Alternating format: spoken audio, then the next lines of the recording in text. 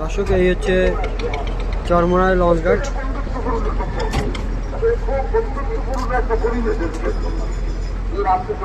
আমরা আর কিছুক্ষণের ভিতরে চরমোনাই ঘাটে পৌঁছে যাব।